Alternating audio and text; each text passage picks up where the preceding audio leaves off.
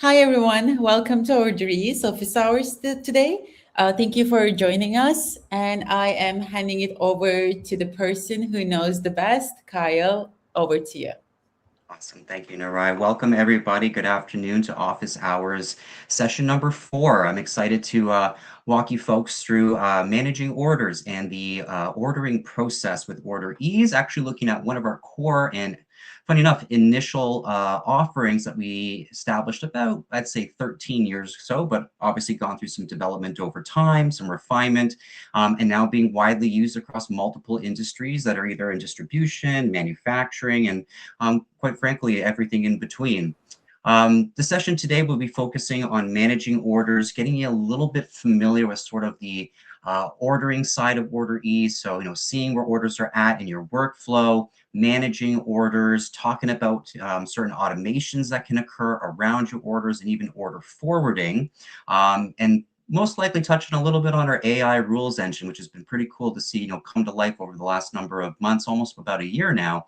And where we'll be leaving off is also the ordering experience through our dedicated B2B portal, both accessible to sales reps in the field, agency reps that maybe are not completely employed, and also, of course, your independent buyers that can come in and have, to be honest, a great and simplified ordering experience. So again, thank you everyone for joining, and we'll dive right in.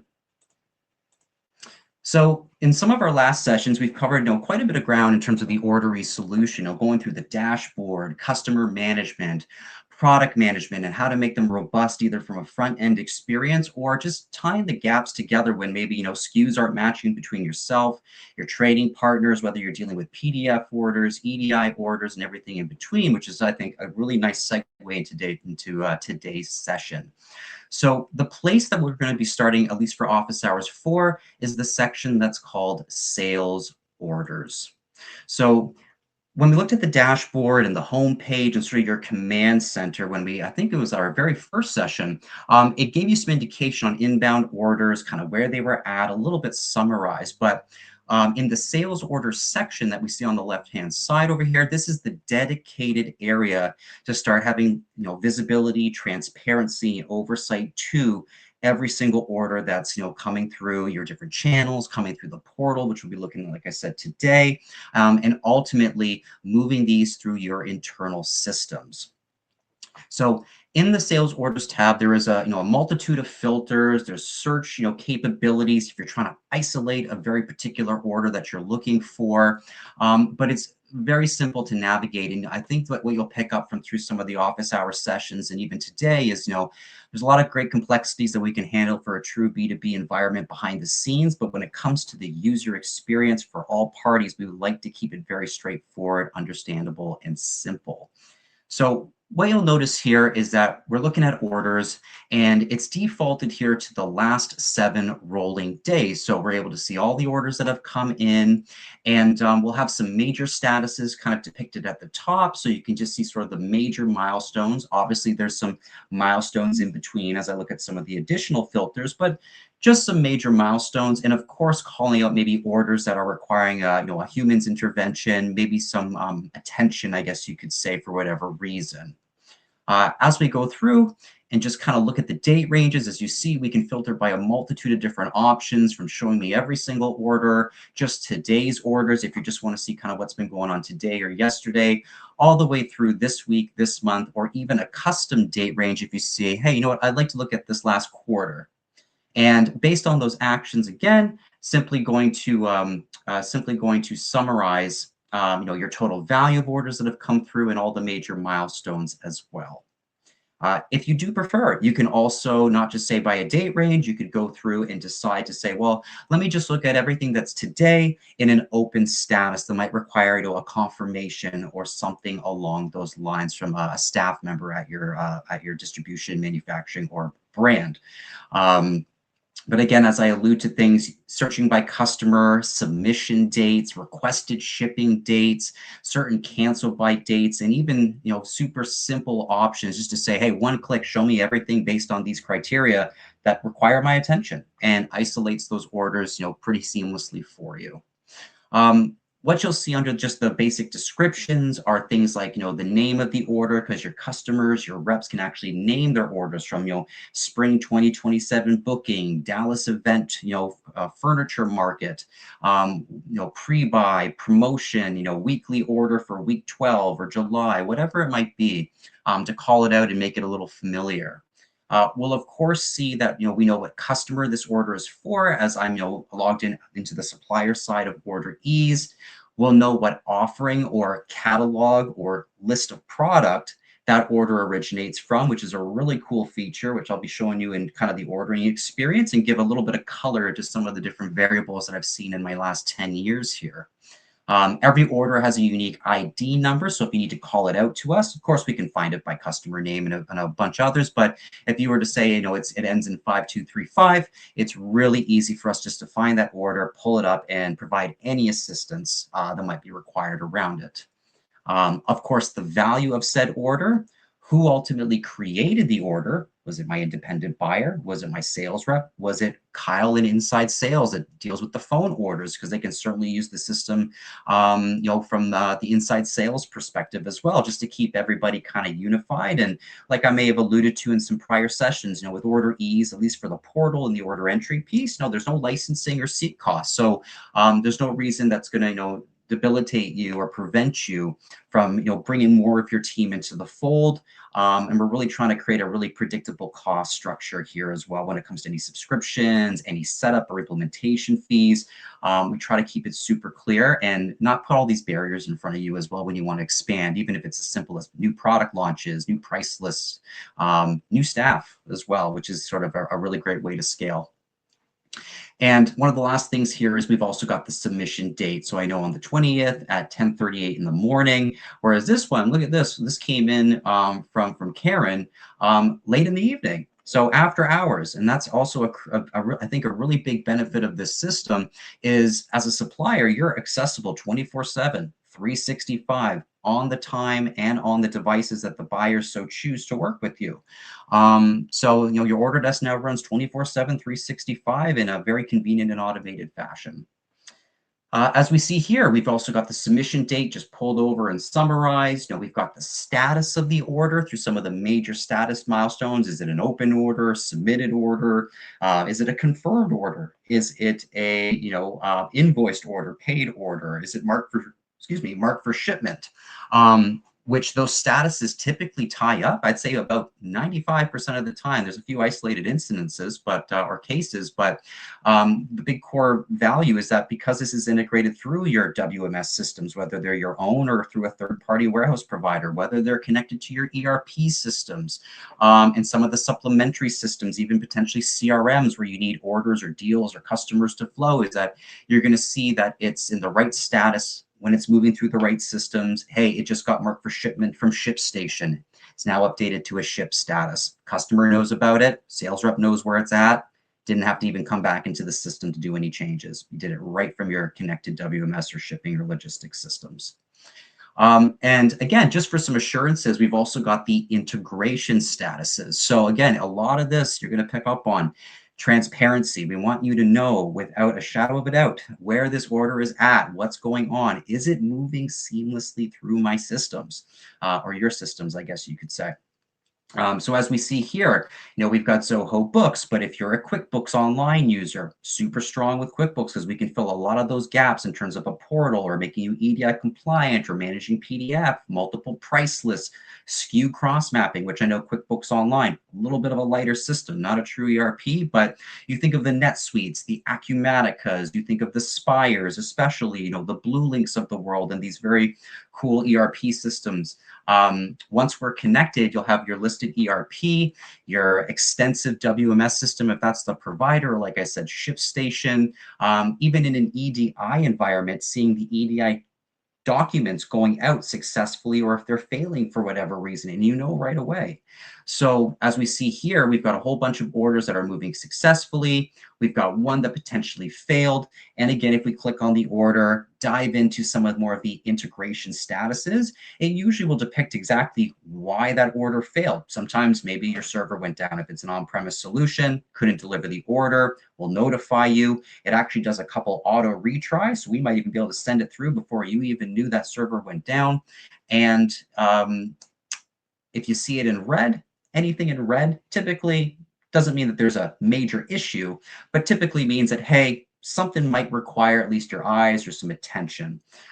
Whereas if you see below here, maybe if I flip the status and we'll just pull up maybe we'll pull up a couple extra orders here potentially, is, as I scroll down that just past the first one, we're seeing nothing but a field of green. So we know these orders are flowing through. They're moving through our workflows. They're hitting the statuses. Those statuses are being relayed back up to the portal or back to our reps and back to our customers. And it's moving through our integrated systems that are part of the overall workflow. So Zoho Books, successful. ShipStations listed below it, successful, and so forth and so forth.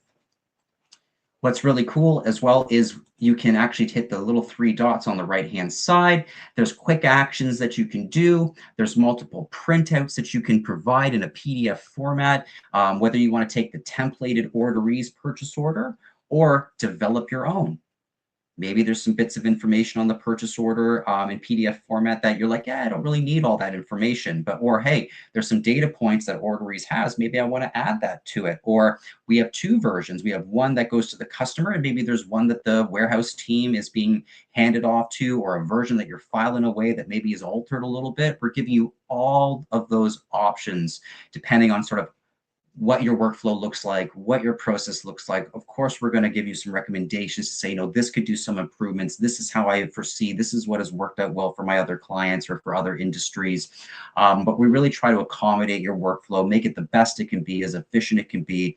And it's really about embracing and embracing but not replacing. And that's kind of a funny terminology I use sometimes with my clients, where we're not going to go through a massive change management project. But apart from that, of course, you've got export capabilities. There's order copying capabilities. If you say, I just want to copy this order and redo the order, maybe make a couple adjustments and resubmit it. There's multiple ways and places in the system just to make it that much simpler for you with whatever you're comfortable with. Typically, 2 major options when it comes to the sales orders or looking at your orders. We've, of course, got the review step. It's more so just for optics, transparency, just to kind of look into the order, not necessarily the place that you're going to like action on an order. So, if I click on review, it takes me directly to the content. I've got an image, I've got a SKU, I've got a full product name in UPC, I've got case quantity, so I know, are they sold in units, cases of 6, pallets of 150, whatever that might look like, sizing, what was requested from the customer, what was confirmed, if we're connected to your shipping system, what was actually shipped out the door, and things of that nature.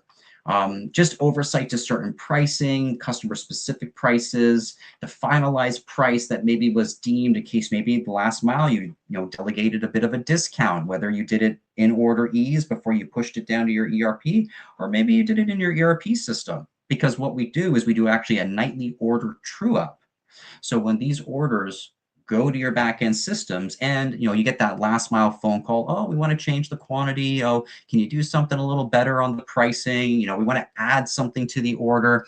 If those changes are actually made directly in the ERP system, well, we'll do a nightly true up, look at the deltas to see what are the orders out of the 50 we sent you, 2 of them had changes post delivery. Let's make sure that we can true that back up, so when the rep comes back, inside sales comes back, or more importantly, the customer comes back, they're going to see those things reflected, going, look, why is this seeing one thing and it's different than when I made that call and what's on maybe my invoice. We do a pretty good job of truing everything up without you having to come back here to make those adjustments again, because again, it would be counterintuitive to sort of the whole OrderEase ecosystem that we're creating. As I digress a little bit, you see things like, the reorder these items button. So at the click of a button, you can actually hit review on an order from 2 weeks ago. Maybe it's a consumable, bags in the restaurant industry, Tupperwares, silverware, disposables, whatever it could be. grocery items on staples, depending on what industry you're in. And a buyer can come in, the sales rep inside sales, get the phone call, hey, I want to order same thing as I got 2 weeks ago, change this quantity, I want to add this on. One click of a button builds a brand new order. It looks into your inventory to make sure that those items are still available, and if they're not, calls them out. It actually updates the pricing. So if it's been a month and a price increase happened, it's not just going to give them the old pricing. It's going to look at the price lists that you're maintaining in your ERP that OrderEase is a reflection of, and that reorder is going to reflect any of those changes, or potentially even maybe some promotions if maybe some items are on promo and we're flagging them on promo either from the ERP, or if you're managing promotions in OrderEase, if there's limitations on the promotions you want to actually run or establish in the backend system. So very convenient, very handy.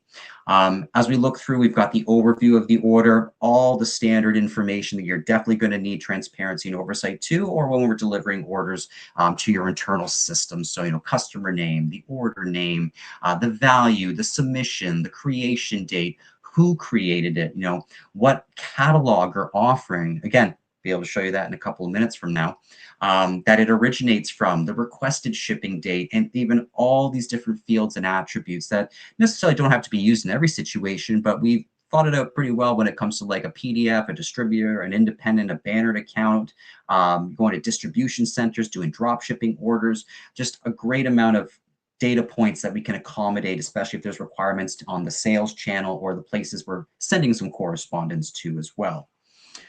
Warehouse allocations, shipment methods, and just some order status changes. So you have some transparency to say, how is it going through our ordering process from the different statuses? When are those statuses changing? Now, is it taking us 5 days to move it from an open order to a confirmed order?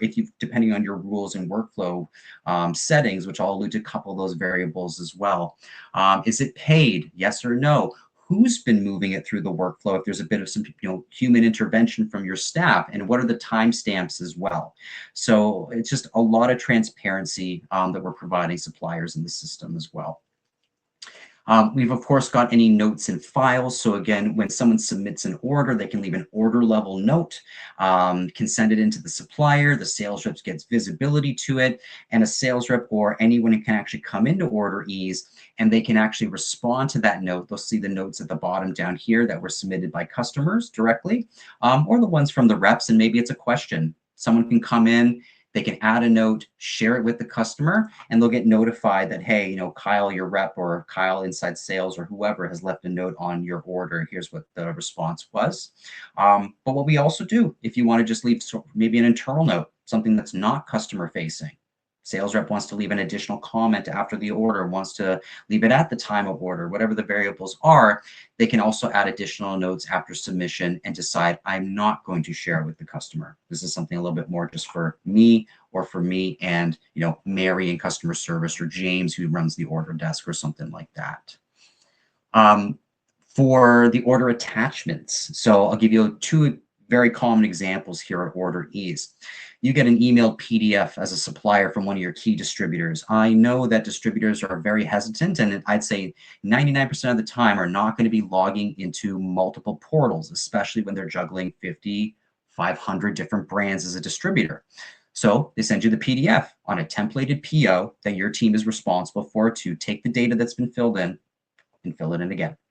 So what OrderEase can do is we have a piece of AI mapping technology. Historically had been OCR, but as AI has been progressing, the transition is now happening. It's faster, it's smarter.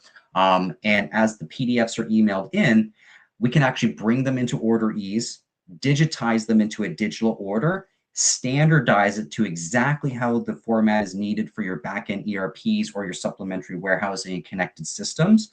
But what I'm alluding to, other than just the great things we can do to automate that order that historically is tedious, is a copy of the original PDF will be associated with the order that's now created in OrderEase. So you don't have to flip through screens. You've got the original order associated on PDF with the digital order. You'll never lose it. You'll always have a copy of it. You can also download it. So for whatever reason, you lose that email, you lose the hard copy, you lose the download, you saved it locally, it's gone. It is in here for you and accessible. One of the other common examples, just to give you a little bit of color without going too far, EDI. There's certain EDI documents that are obviously, we all love the EDI documents, the 810s, the 850s, the 856, and so forth. If you're dealing with some of the larger big boxes or maybe some distributors that are EDI capable, is you have some transparency to the original EDI documentation surrounding this order as well.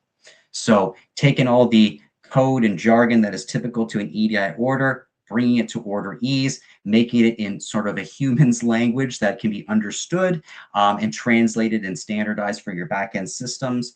But again, as I'm alluding to, you'll always have the original copies here for oversight, transparency, and just history, to put it simply. So outside of that, a lot, that you can really see when it comes to the ordering side, and you'll really understand that when I'm going through more of the administrative side of OrderEase, it needs to be simple, green and red, something to catch your eye, transparency to how things are moving through. And what we're ultimately trying to do is keep you in your backend systems for the most part. So if you're seeing a lot of green, we've established the foundation of the system. We've tested it before we go live into a couple different variables. You can have assurances that everything is working out really well. So apart from that, in orders, one of the key things that's going to tie into the actual ordering experience, and I'll just call this the meat and potatoes of OrderEase, our original service, our original product. And I've been blessed to see it evolve over the last decade and some change from something very simple, not that it's more complicated, but just what it can do depending on the use case. But I think the next natural transition is to something called pages. Now, personalizing an experience is always great, whether you're going out in your personal life and having a bit of a personal experience or you're dealing in a business environment. Pages is what's going to help you accommodate that in the portal environment. And I'll give you a hypothetical and I'll tie it right back so it makes complete sense. I'm a supplier. I work in multiple different verticals. Two of my major verticals are restaurants and hotel chains. And maybe I work with a banner of accounts like the Hilton, as an example, or I'm in the restaurant space and I work with, Joey's or Jack Astor's, or, even in the hardware and lumber and garden space, maybe you're working with Home Hardware, for example, and you're coming in as a supplier going, I really want to make them feel like I built this for them. But selfishly, I don't want to spend, weeks and weeks and weeks building this out. That's where Pages comes into play. So let's take the basic example, restaurants and hotels. What you're simply going to do is you're going to create two landing pages. As I've alluded to in prior office hour sessions about groups in OrderEase and how groups give the flexibility, all you're simply going to do is you can create two segment groups in OrderEase, one called restaurant and one called hotel. And for the third hypothetical, we'll just use home hardware as an example in the lumber, hardware, garden space. So home hardware. I put all my restaurant accounts in the restaurant group. I put all my hotel accounts in the hotel group. I put all my home hardware accounts in the home hardware group. And all I simply do is point those groups to their landing page. And what simply that means is that if I'm a restaurant and I log in, hotel and log in, home hardware and log in, I'm going to land on my specific landing page. I don't know other pages exist. I'm in my world as a buyer that you've created for me as a supplier. So as an example, if I go into one of these pages, again, this is business to business. Simple is better. With enough information that they've got everything at their fingertips, but presented in a way where they're not endlessly scrolling or endlessly clicking on menus just to go, where do I go to order? Where do I find the print catalog of their actual fall or Christmas program, like the actual print version of it? It's right at their fingertips on one screen.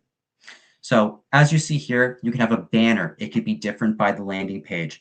Again, when I threw out that Hilton or the home hardware example, you could throw a Hilton banner with your logo and their logo right there. Home hardware, your logo, their logo. The hotels, backdrop of some hotel, your logo. You can kind of give that look and feel very particular to the clientele that's logging in, your buyers. You could label this page whatever you like. You can have a little bit of an about you section. So this could be, welcome to the Hotel Order Desk and Media Center, presented by Kyle's Distribution Company, Kyle's Manufacturing, Kyle's brand. to our valued hotel clients, to our valued home hardware accounts, to our valued restaurant accounts. And then all the verbiage can be specific to how you want to speak to that segment.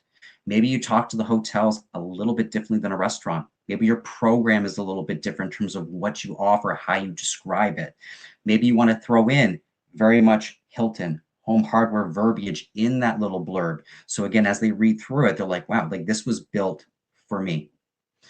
Outside of that, we've also got your media. That ties into the library. It's a PIM system. It comes at no additional cost with any of our packages. And because I've just heard so many times that, hey, yeah, we've got collateral, we've got MSDS sheets, we've got safety sheets. It's out there in the ethos somewhere in a drive that no one has the link to. So at least with here, you can start consolidating. Again, as you've maybe joined us in office hour sessions prior, it's about this consolidated approach, bringing things together, connecting your systems, and making it simple for not just it's a tool for our reps. It's a tool that everybody gets benefit from through different layers of your organization, trickling out to the buyers and their experiences as well. But as I digress, things like the print catalogs, the safety sheets, the MSDS sheets, promotional flyers, anything that you feel like is a piece of media or an asset that you want at their fingertips, you bring it in through the library. And it's not that every piece of media needs to go to the landing page. You can pick and choose. I've got branded home hardware media. I want that specifically on my home hardware landing page.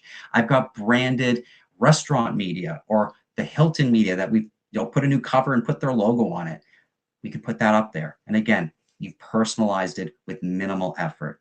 And to be honest with you, to throw together a landing page, maybe 5 to 10 minutes of your time. Once you get that first one done, you're just doing rinse and repeat.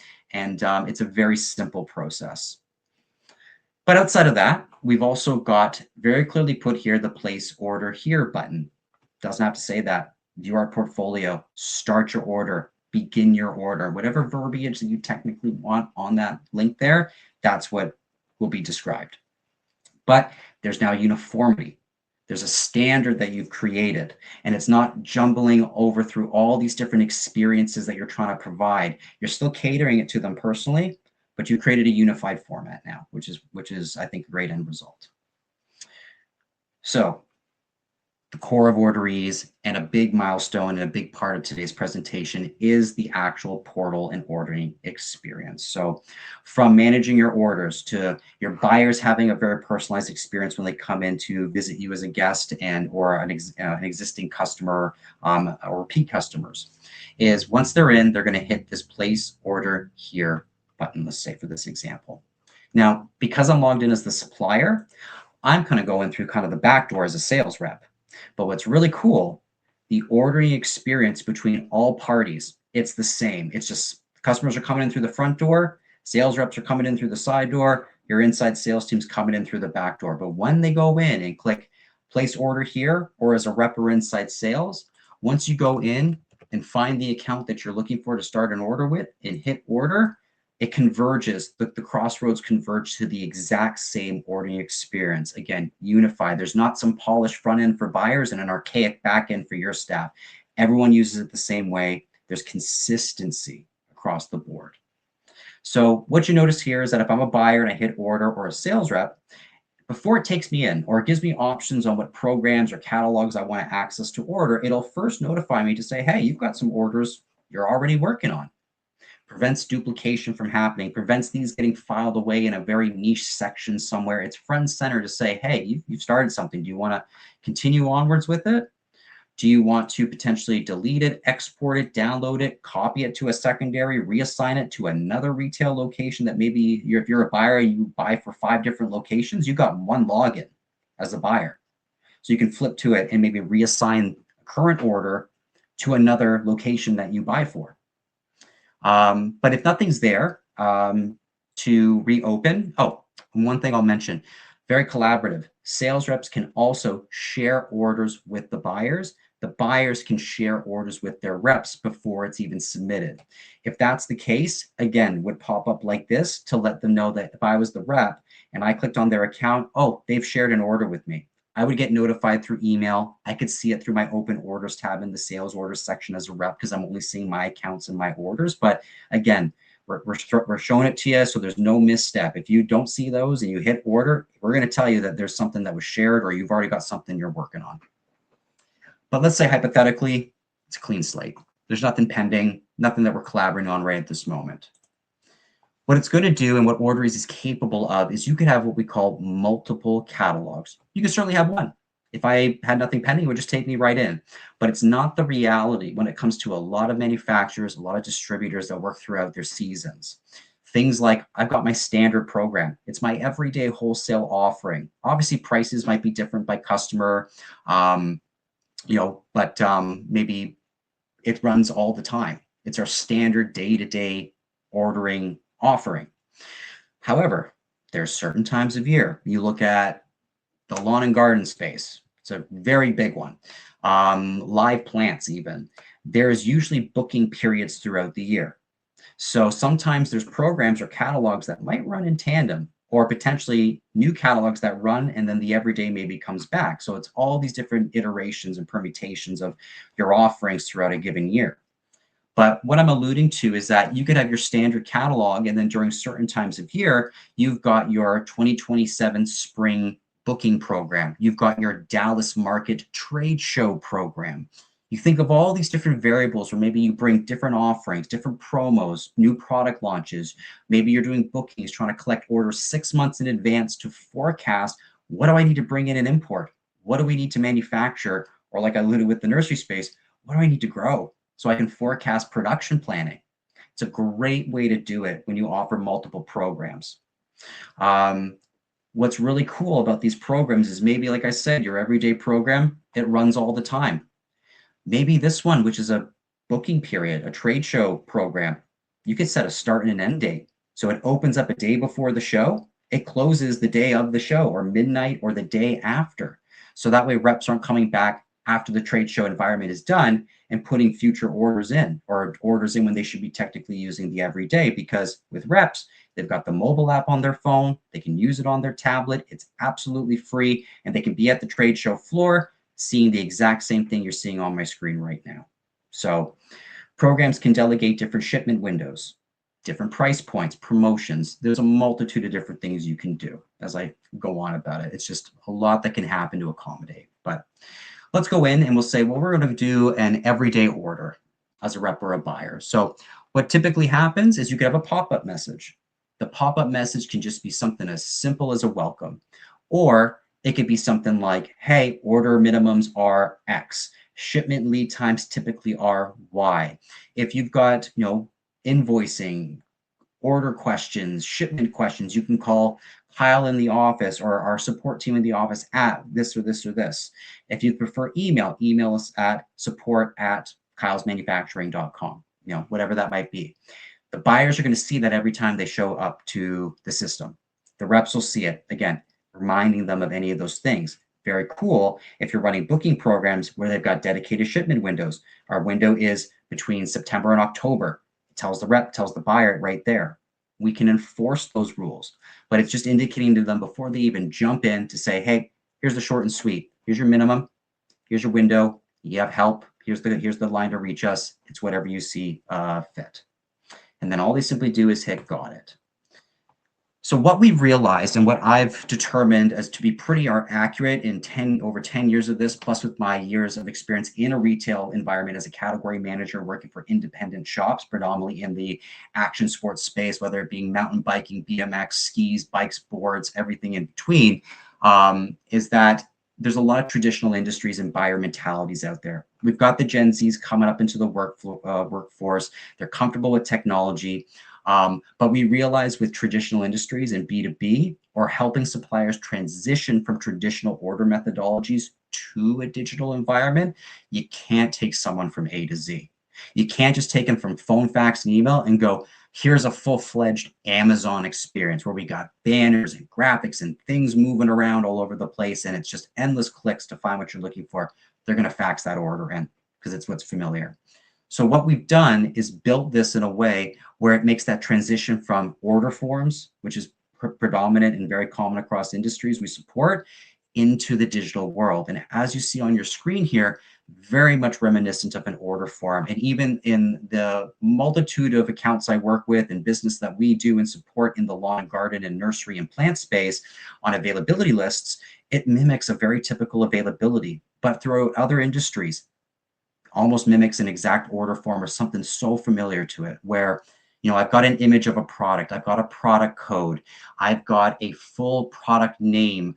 I can see the inventories over here pulled from your warehouse, from your ERP, from your third-party warehouse, even presented to this customer. And different inventories can be presented to different customers if they're pulling from, let's say I'm pulling from the California warehouse, but buyer B is pulling from the Wisconsin or pulling from the Ontario or Quebec warehouse, wherever it might be. It's all relative.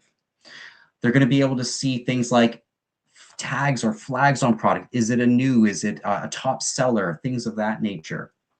I could even build a favorites list as a buyer. As a sales rep, I can build a favorites list on behalf of the buyer. So when they log in, they're going to see the favorites list that I've curated for them. And of course, my specific price. Buyers don't see prices that other customers of yours are receiving. There's no overlap. It's literally there in their world, all the way from that first experience to the landing page into the ordering side as well. You think of private label items where you're branding something to a very particular account. You can even throw those in your general catalog. But because you flagged those private labels to a group of buyers, when I log in to, let's just say, your standard catalog, I'll see all your SKUs, my prices. But when the other customer logs in that maybe gets private label items, I'll see your general offering plus the private labels with my specific pricing and the inventory that I'm supposed to be pulling from, whether it's general or through a dedicated DC or warehouse. It's really their experience.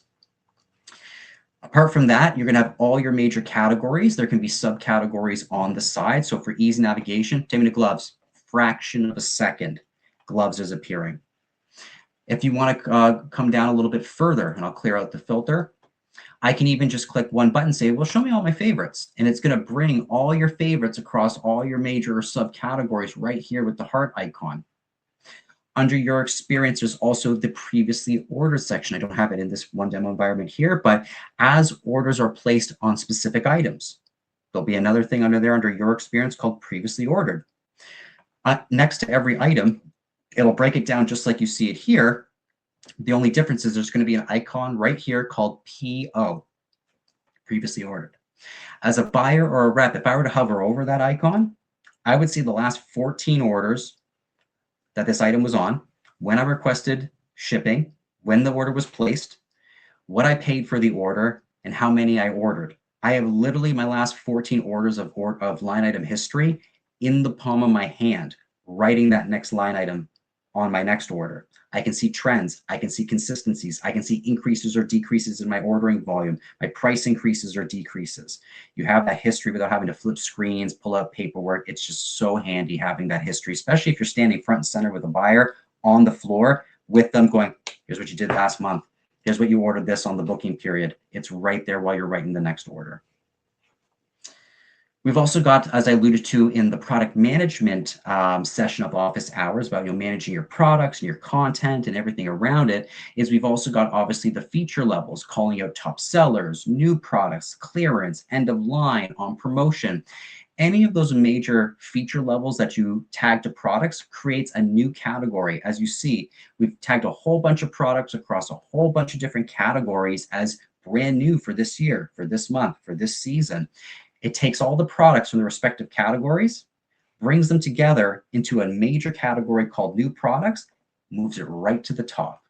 Typically, suppliers like this is because these are the ones that are saying, hey, Kyle, as our sales rep, these are the new items. We want you to showcase them. We want you to talk about them. There's no reason why they're not front of mind. They're always at the top of the screen here. And if I want to break them down into their categories, it's as simple as hitting the filter, the drop-down filter. We'll then break it down to bags, tools, buckets, accessories, clothing, perennials, whatever it might be. And through one of our other office hours session, we also had things other than feature levels. We had product tags. Now, tags can be used in one of two ways. One is they're strictly educational. We associate them to a product as a short and sweet note, almost the Coles notes on a product for a rep, for a customer. However, some of those tags, you might be like, well, it's a pretty general tag. We have one called color black.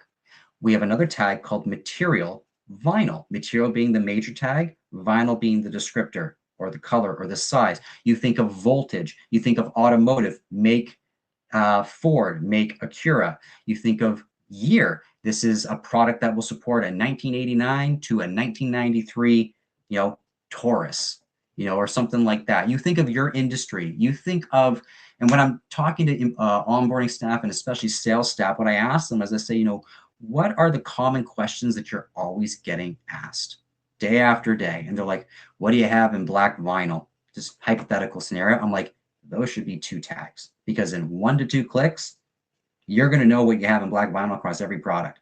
Your customer is going to have a really simple experience going, show me this and that, and there's every product you offer that meet those criteria. And they can do multi-filters. They can then pick that and say, just show it to me in the wipers catalog or category. Just show it to me in the umbrellas category. So as making it as easy as possible to find exactly what they're looking for in 1, 2 clicks is definitely beneficial. Again, more time selling, less time flipping through paperwork, catalogs, trying to source things out. It's all there for you. And of course, we've also got this search box at the top.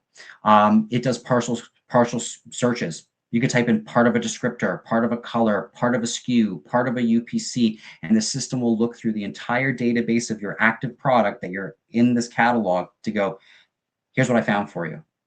Because maybe you've got a SKU that's got different variables. You just want to type the prefix versus the suffix, and everything's there. So you can start thinking about, how that could be used. Now, one thing that I'll mention also is that with our mobile app, the experience is pretty much one-to-one. The UI looks almost identical. The only difference is it's going to be packaged a little bit smaller for a smaller screen. But the one key thing that we also want to provide to sales reps, to buyers, is this unified experience, as I alluded to, for all parties, but also across devices. So not having to relearn the system from the ground up or a completely foreign UI from mobile to computer. You should be able to transition seamlessly to no matter where you decide to work that day. So just want to mention that. And also that the mobile app has barcode scanning. It's one of the, I'd say, the core difference between the desktop and the mobile version. And we always recommend, you can use your browser on mobile, but we do have the dedicated app. So we do highly recommend that it's being used versus maybe Safari or, Google or whatever just your standard browser is, because there is an app dedicated for mobile. But what I allude to is that there is a barcode scanner function on the mobile app. So this is a huge piece, especially when it comes to the portal, and my small, mid, and even enterprise level accounts absolutely love, is that as a rep or the buyer, because they've got the mobile app too, they could literally walk the store floor with you or independently, look at their shelf, grab a product, scan it with the mobile app, and it pulls up everything that I described. It lets them know what their history was on the product. It lets them know if it's on promotion. It lets them know what inventory is in stock. It gives them all the education around it. And usually that first scan, we can do scan to order. So first scan just adds it. But there's also some people that like almost like a validation step. Sometimes a label gets mismanaged. Sometimes there's a UPC or some barcode that gets transmitted wrong and put on the wrong sticker, whatever the permutation is. You can actually have it scan it, and it does a validation to go, is this the right product that you're looking to order? And then from there, you can scan it multiple times or just simply type in, hey, I want 5 units, or if it's in cases, 3 cases of 6. I'll give you a bit of a visual in a second, but just kind of talking about that for a moment. One thing before I click on a product, just to show you a little bit of the depth, is if you don't like the list view, hey, Kyle, I'm in a decorative space. I'm in fashion, jewelry, decor, furniture, any industry really. But you've come and said, hey, you know what? We've put a lot of effort into our product imagery and photography. It's always a hot topic in a lot of industries that I've gotten to know really well. But you could also default it to land on what we call the tile view. So if you prefer images to be a little bit more prominent, a little bit more front and center, more of a swipe up, kind of swipe left to right kind of mentality, it's just saying, hey, I want the default view to be tile. Rep and customer can pick whatever view they want. It's just what's that first view that you want them to land on. It has all the same information from the hearts, favorites list, PO icons, calling out new products, favorites, inventory, pricing, SKUs, everything. And one thing that I'll mention, especially if you're working with maybe some banner or certain accounts, is that they might use their own SKUs. And what's really cool is you can actually do cross mapping so that when a certain group of accounts or a certain account logs in, they could actually see their SKUs cross map to yours in your ordering experience. To my knowledge, we do a three-layer cross mapping. So you think of customer, distributor, manufacturer, the typical three. There could be a triple cross map that happens across the board as well. So again, personalizing it, they're in their world. You're just helping create it for them and accommodate how you still want them to work with you to drive your efficiencies. So just one thing I wanted to mention. But as we go through and maybe I scan an item or potentially I can even click on an item. And so tell me more about this product. I see there's a price variance here. I can click on the item and what it does is brings up the product modal, or lack of a better term, product window. So this is what's going to happen when you scan an item. Pops up on your phone, looks pretty much identical. I think there's a bit of a drop down just to show more information on the mobile side, smaller screen, but it's going to look pretty identical. And what you'll see here is I've got full images. I can flip through images. I can expand on images. I can provide images to my customers for their own flyers. And what's great for you as a supplier, you want to create uniformity and consistency. If you make your product imagery, you make your products, education all accessible, these retailers can leverage all of that and speak your language when they're presenting it maybe on their channels or how they articulate things to their end consumers. You've provided that to them in one shot. As we see, we've also got some pricing variables here. Here's a great example of a buy more, save more example. Hey, if you buy one case, it's $16.50 a pair of gloves. If you buy six or anything from 6 and beyond, it's now $14.85 per pair of glove. You'll see the 12, 18 and beyond. You can do mix and matching. So you can build out what we call families. Ties into the variance here. It's basically just saying, hey, this product comes in different sizes. Hey, I am a food service distributor. I sell them in the small little Kikkoman restaurant side. I sell sort of a larger bottle, and I got a food service drum of the same soy sauce. You can depict that there's variance to that product right there. But as I alluded to with mix and match, even building orders across products or categories, and maybe if you say, well, listen, if they order 6 gloves of any size or color, or 6 cases of any size or color, we'll discount that. Just a family, their variance, and just tying in a bit of some pricing logic to that collection of items that you've said is now a family for mix and match discounts. These are the product features that I alluded to, those ones on the bottom left here, brand, like we said, black vinyl. Obviously in my environment here, it just says feature 1 through 4, but this is where you can come in and say, you know, brand, color, material, size, anything you can think of. And then like I alluded to, you decide, maybe, you know, this one is paired, if you're selling wine, pairs well with pasta. You're like, I don't know if that needs to go on a filter. It's good just for them to know that this is a recommended wine when they're pairing it for pasta. But maybe you want to have country of origin, Chile, Spain, Italy. It could be US, California. Maybe that's built into a filter. So you pick and choose which ones are educational based and which ones are going to be filters based on commonly asked questions. As we see here, once I popped it up on my screen, I can even see that they're sold 6 in a case. And all I'm simply going to do is say, I want 2 cases of 6, add it to my order. It is done. It is on my order. But even more simple, especially if you're looking at the list view as we are in tile view, you can just go through the offering. You can see there's a medium. I'll take 2 cases of a medium and I'll take 1 case of a small. Like, it is that easy. If they can fill out a spreadsheet or an order form, which majority have, they can make this transition with, you know, with minimal effort, minimal anxiety, or a very like low learning curve. Literally get in and you're going to have a similar experience to what you're doing pre-online in a lot of ways.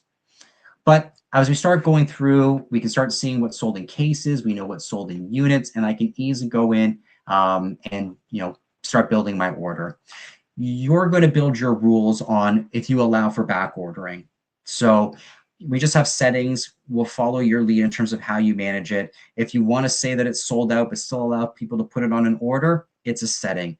If you want to say it's sold out and you don't allow for back orders because you're more of a supplier that says, let's sell what we have and that we can get out the door, or we can make substitutions on, we can say it's sold out, but the box is gone to put it on the order.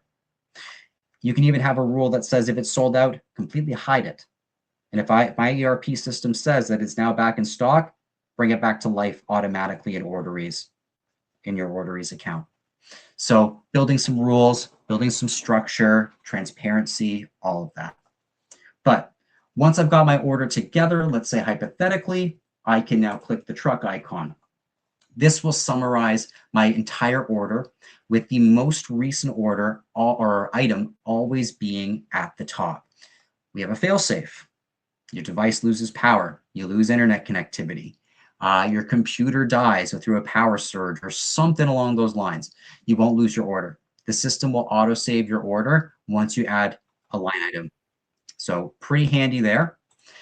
You are able to leave notes at the line item level. You are able to add specific photography at the line item level. I'd say more prominent with our credit notes function, especially if you're taking a photo, you're calling out a line item on a credit note, taking a photo, and then providing some supporting documentation or reasoning behind it. But you can also add supporting documentation if you want to make some attachments. Maybe you're doing something for a quote and you've got a design drafted up with dimensions posted, and you're saying, I need this item. It's made to spec. Here's my spec drawing. I need a finalized price, and I can decide as a buyer if I want to proceed. It's a common example because OrderEase does handle some good quoting methodologies and workflows where, hey, add the item to it. It's at a quote, just says quoted instead of a price. As the buyer, I'm giving you details and giving you documentation, and then you as the supplier can come in, review, assign a price, send it back and say, here's what it is. Would you like to proceed? And the buyer can then submit that order formally, which means they're ready to go. What we do have here at the bottom as well, you'll see this green check mark next to the truck icon. It's just a simple indicator. This order meets all minimum criteria for this to now be submitted. We can handle some pretty complex workflows in OrderEase, I'll tell you. Things like even half truck and full truckload booking orders, which was a very prominent one with one of our very key suppliers we've been fortunate enough over many years to be working with, and showed us a lot of faith in our early days and are absolutely loving it and where the system's been. But what I'm alluding to is they have some very complex rules on half and full truckloads. It's the most simplest way I can say it, other than all the granular details, is they only ship one of their certain programs in pallets, and they only allow for a 12 pallet minimum for a half truck and a 24 for a full truck. You can't order 2. You can't get 13, because if you get less, they're shortchanging putting the other half truck on that load. Or if you're 1 pallet short of a full truck, they're like, it's not, the truck's not completed. We need to have it absolutely full before we make that delivery. So below here, something like shipment units.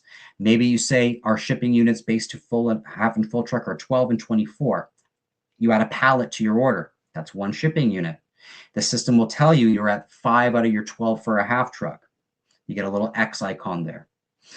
Maybe it's something to do with order minimums where you say, listen, based on this region, so this customer logs in from one state, maybe their minimum order is a little bit higher than the state that you operate in or the province that you operate in, where that minimum's a little bit lower. You can see just how personalized this can be for that buyer. Is that if you maybe don't hit your minimum, you don't hit your shipment units, any of those variables where we're enforcing a minimum order, it's going to tell you right there, hey, you're at $495 of a $600 minimum order based on your region. You're at 11 pallets of the 12 pallet half truckload. You need 1 more. But as soon as you get it to the minimums, you'll get a checkbox letting you know it's good to go. One thing I'll allude to as well inside of the cart here is, there are ways that we can pull in certain freight costings. There are certain discount structures that can be applied more at the order level, where if you say maybe you're running a promo, spend $5,000, save 10%. As soon as they hit 5,000, 10% is going to be taken off the order. You're going to see exactly what they're saving for that 10% before they even submit it. So it'll give them all those key indicators. And maybe selfishly for you folks at the supplier distribution companies or manufacturers, is they're like, a couple $100 away from getting the 10% discount. They're going to put a few extra cases on. Maybe they put the 1 extra pallet. and they got a bit of a discount, you're moving some extra product, and you told them right then and there they were just this close to getting that discount. So just a lot of cool things that can be done or brought to life. But as we reach sort of the final mile, we've got the check mark ready to go, and I've got two major options as a buyer or a sales rep or inside salesperson submitting the order. Save, I can save this order. Just like you saw when we first came in, saving the order and then being able to pull it back up before I create a duplicate or can't find it. So I can save this order. I can fill in the order name, the PO number, the requested shipping date, notes, attachments, and these two terms or fields here, freight terms and carrier account number. Those are just some custom fields that I wanted to showcase. We give you about 5 or 6 out of the box, but all standard: name, PO, ship date, notes, attachments, and off you go.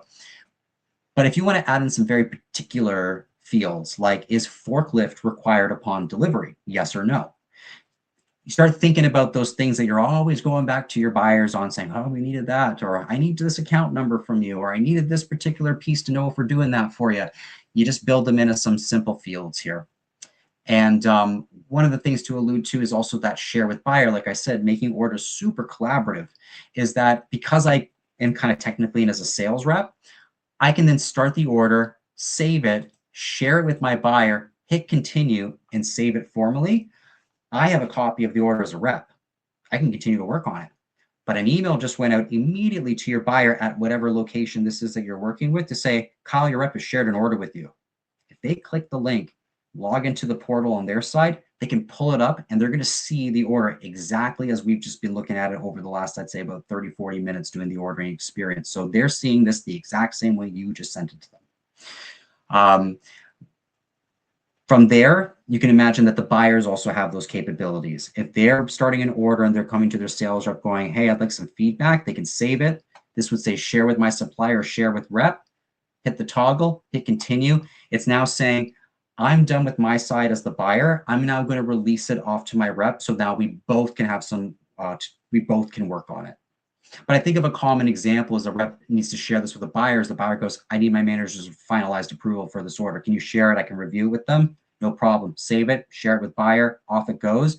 And then they can either let me know that it's good to proceed, or they could just submit it themselves and I'll see it as a rep without missing a beat. So you got all these ways to kind of secure the business and get that order through quickly and efficiently.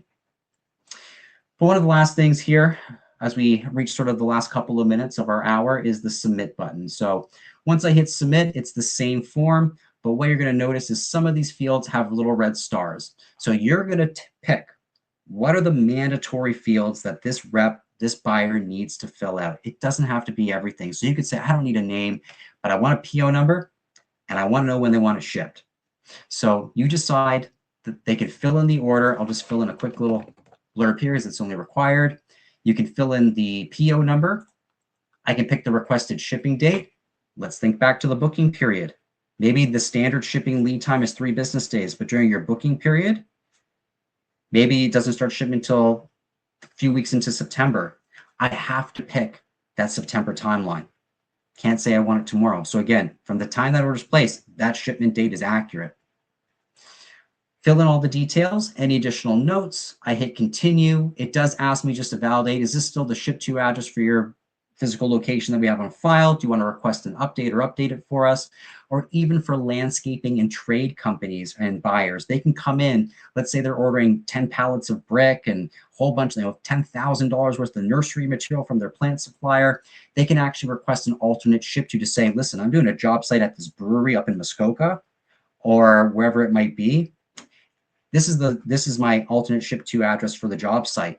Fill in the details, any special instructions that your buyer, the homeowner, whoever it is that you're working on with, and you can actually submit it and the supplier is going to know, hey, you've requested an alternate ship to. Now you can obviously intervene, you can follow up with some questions, but they're indicating to say, hey, don't send this to my yard landscaper, send it, or trade professional, send it right to my job site because I'm putting a substantial order in of 10 pallets of brick. It's thousands of dollars. Maybe it's a $15,000 nursery order, whatever the variable might be. We give the options if that's one of your segments. But if it's just going to the standard location, they hit submit. One last option, So are you ready to submit and finish the order? Do you want to submit this and start something new? Do you want to submit it and get a printout? Pick your option. And for the lack of better terminology, if I say submit and done, what it's going to do as a rep, take you back to your customer list. As a buyer, it's going to take you back to your landing page. Your staff just got notified there's a brand new order, and that order could be delivered in your ERP system in moments, just depending on the way we're integrating. If it's through APIs, if it's through an EDI connection, an SFTP more on a time schedule. But hey, you just got notified you have an order. You go to your ERP system, it's there for you, ready to rock and roll. And you just drove a huge amount of efficiency from the buyer to the rep to even inside to order management or the order desk, all the way to shipping and fulfillment, and all the way back to finance when that invoice has to go out, because this is all connected for you. So just a lot of great things, a lot of rules that we can enforce just based on your workflows. And I hope today was a very informative session. As always, we sincerely thank everybody for joining. If there is any questions potentially in the chat or in the comment section, I'd be happy to answer as many as I can for the few more minutes maybe that your schedule will allow for. But as always, the recording and a short summary will go out to the attendees. We'll, of course, have this content available online if people couldn't join or you want to forward things to your team. And if you'd like to reach out to schedule more of a consultative call, no sales pitch, just really a diagnostic of just looking at your order intake, your processes, your systems, maybe where the bottlenecks are, I'd be more than happy to schedule some one-on-one time with you folks. So thanks again, and we hope to see you in our next session. Thank you, Kyle, and thank you all for joining us today. Please keep an eye out for details on the next office hours session. Take care, and we will see you next time. Bye.